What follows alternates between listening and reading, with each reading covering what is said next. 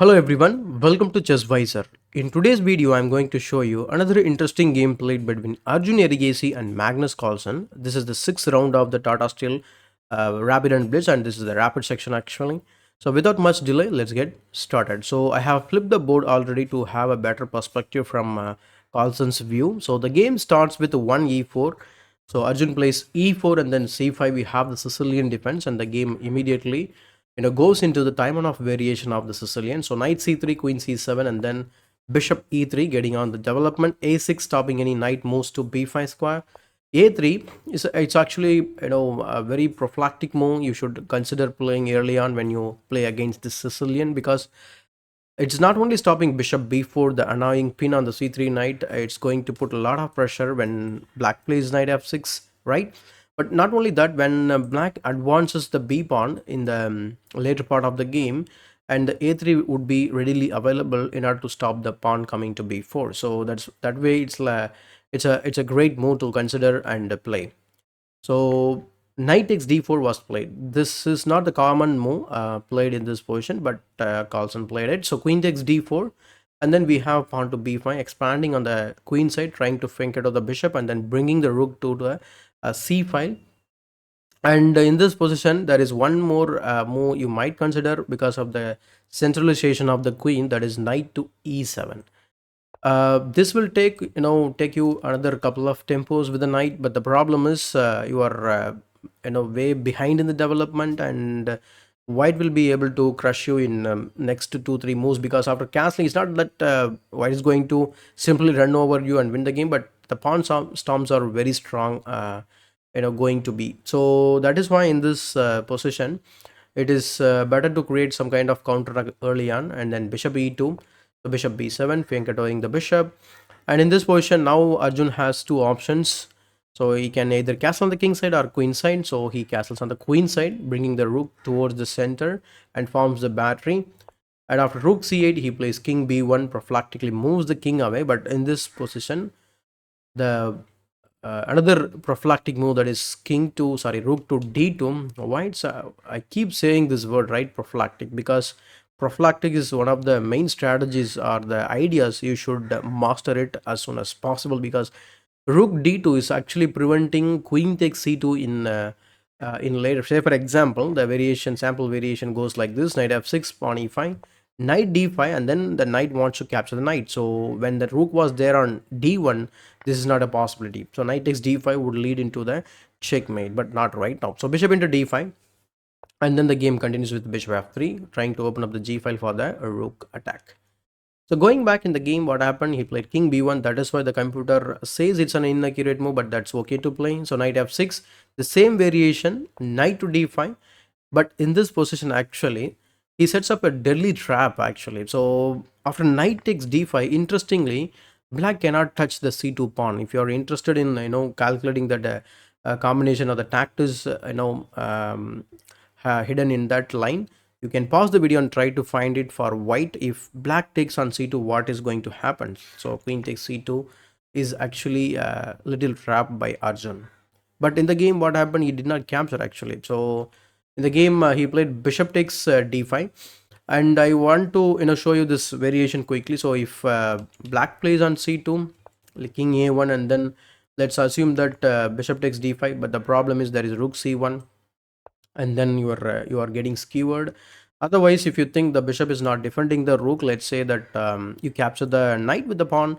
This time again the same move, but this time we are going to sacrifice the bishop for mating attack. Say for example, rook takes c8 check, and then bishop takes c8, rook c1 threatening to win the bishop, bishop b7, and then rook c7 again threatening the bishop. There is no hiding spot for the bishop. But if you think c6 is the sweet spot, but the problem is, oh, I misclicked something, extremely sorry for this. I will just go there. mm, yep, yeah, bishop b7. And if you think of rook c7, if you think after rook c7, bishop c6 is a good option for you to consider, then you're actually getting checkmated in next few moves. So going back, considering all these options, Magnus did not fall for this, and he played bishop takes d5 directly. and then bishop to d3 was played by Arjun. And here computer is recommending a very strong move, that is bishop takes g2, grab a pawn, and not develop the pieces, because you need to develop the bishop and you need to castle, but Carlsen doesn't care about it, and so does the computer. So bishop takes g2 and then he plays rook h g1. And the idea is very simple.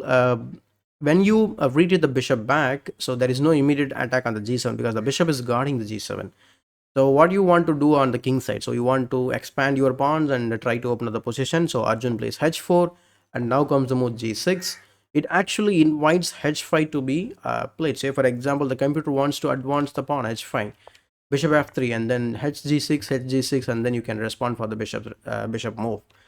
But in the game, what happened? Arjun did not play pawn to h5. He played queen f4, and then trying to inflate the position maybe.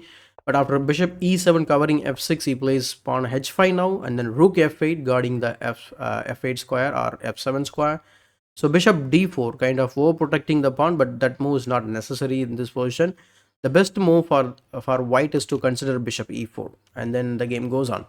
So bishop d4 and then queen b7, threatening to play bishop f3, forking the bishop, sorry, the rook and the pawn. So he plays rook g3 covering that, and then pawn to b4. Now Carlsen starts the attack. Now he's up a pawn and he has the bishop pair.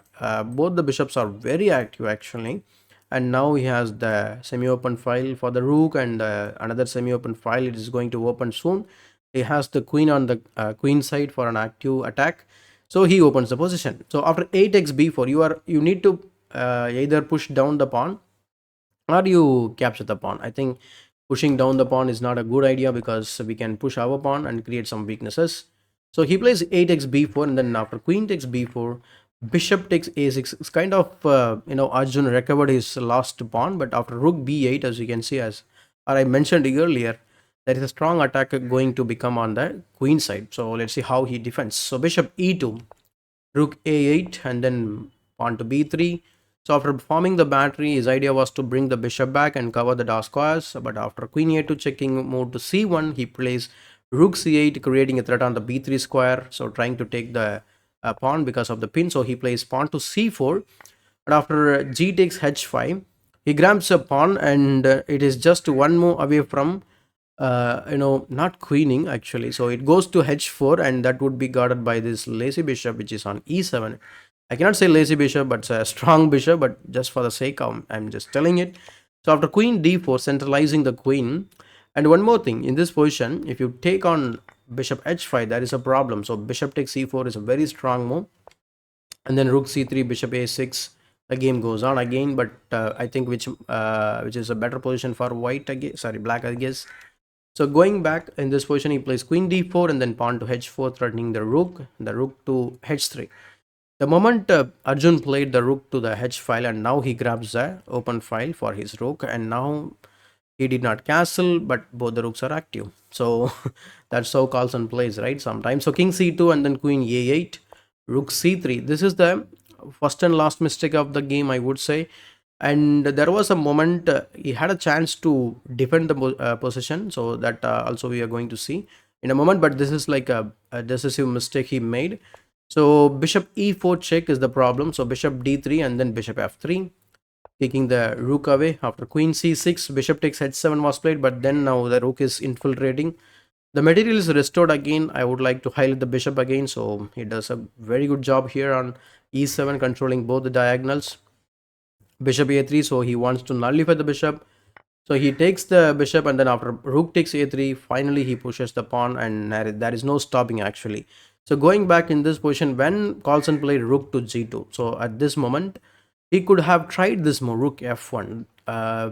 This could be one of the defensive ideas available for white, but in the game what happened, he played the other variation, that is to go after the bishop, and then the h pawn is not stoppable or unstoppable. So queen h4 was tried, but then the rook is defending that square, and when the rook comes to the back rank, the rook is defended by the pawn. So he puts the rook and attacks the undefended rook. That is very important. If the rook is defended, then I kind of holdable position. Maybe the pawn is literally hanging on h2.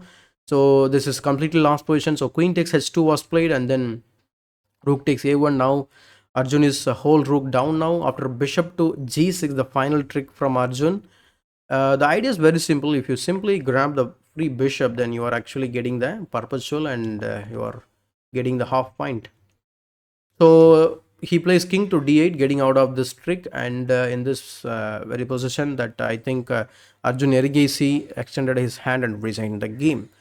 Such a nice game from Magnus Carlsen. He did not castle, so somehow he managed to bring both the rooks into the game with active play on the both the sides. So that is why he still remains as number one. So I think Arjun, like he used to tell, he needs to learn a lot of things to improve himself.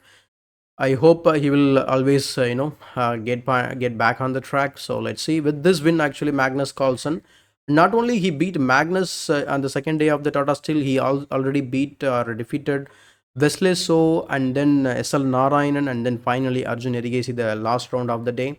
So now he leads the tournament with a point 5 lead against Aptasaraf Nadirbai, who is trailing behind Magnus Carlsen with a point 5.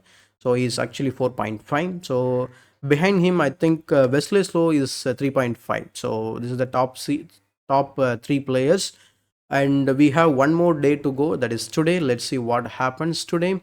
And if you like this quick review and additional infos, please give it a thumbs up. And as usual, this is Chess Wiser, your wise choice to improve your chess.